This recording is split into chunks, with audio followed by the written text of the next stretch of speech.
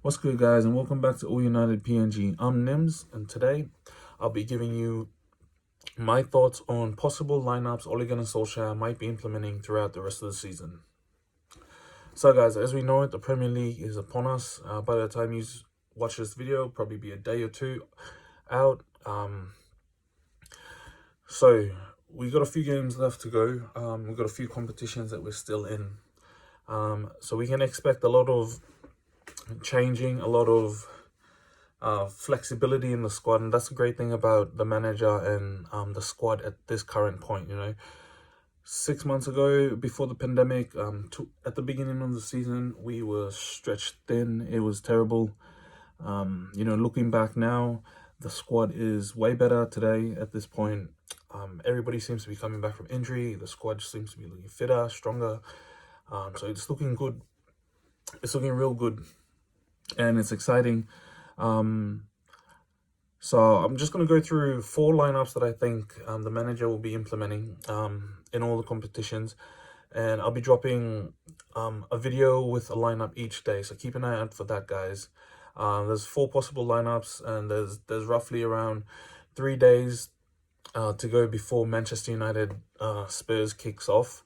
So keep an eye out for all these videos, guys. I'll also be doing a preview video on Friday.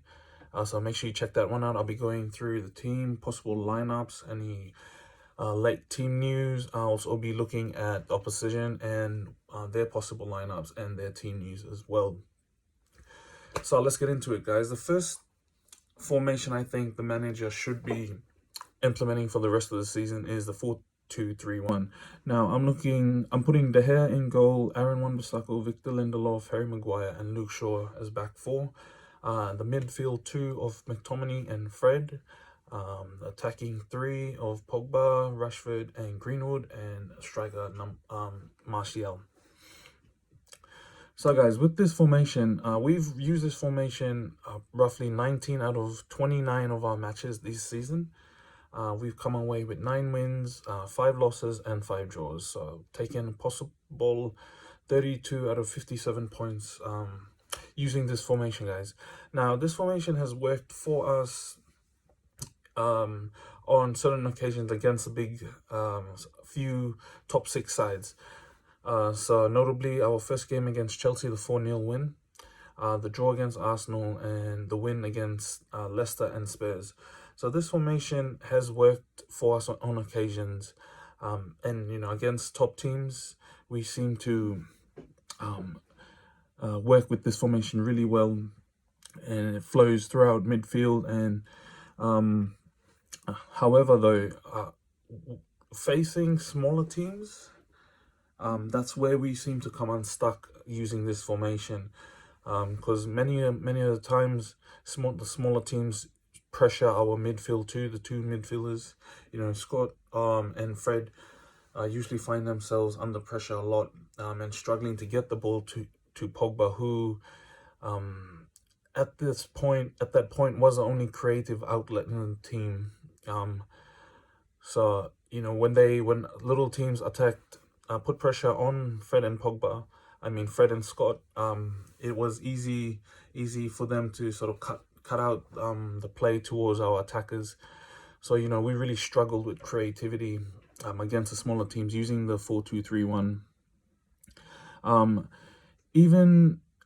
it has slightly changed with the current players we have. We really haven't used it much with the current team that we have.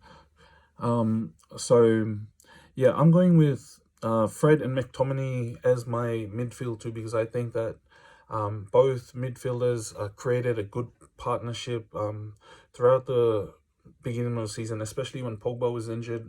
It was a little shaky at the beginning, but especially Fred, he worked into his position, and it was good to see. So individually, they've also had great seasons. Fred, averaging out 88% pass accuracy throughout the season, and Scott McTominay, coming in at 82% pass accuracy. But obviously, Fred is more of a progressive ball player and midfielder, and he's good on his feet as well. So you'd expect him to, try to help with that creativity as well. And Scott is, he's good with playing the ball forward as well. But he excels more doing the defensive work. Winning 152 out of 265 of his duels this season. And just averaging over 50% of his tackles, which is really great for Scott McTominay, someone who's evolved and changed positions and roles in the team, which is good to see. He's got an 82 pass accuracy, which is not too bad. And yeah, it's good. These two midfielders, have really grown into their stride, and it'll be really difficult for the manager to just break that run of form we were having before the pandemic. But I think it gives Pogba a big challenge to getting into the starting 11 again, which we'll talk more about that in the preview video this Friday. Yes, guys, let me know what you think about this formation, the 4-2-3-1. Drop your formations in the comment, guys, and your starting 11s. The best possible one you think for this formation. And keep an eye out for the next video, which I'll be dropping either tonight or tomorrow night. So make sure you check that one out on my Facebook, Instagram, and Twitter as well, guys. I'd love to hear your thoughts, guys, and what you guys think. Peace out, and catch you on the next one.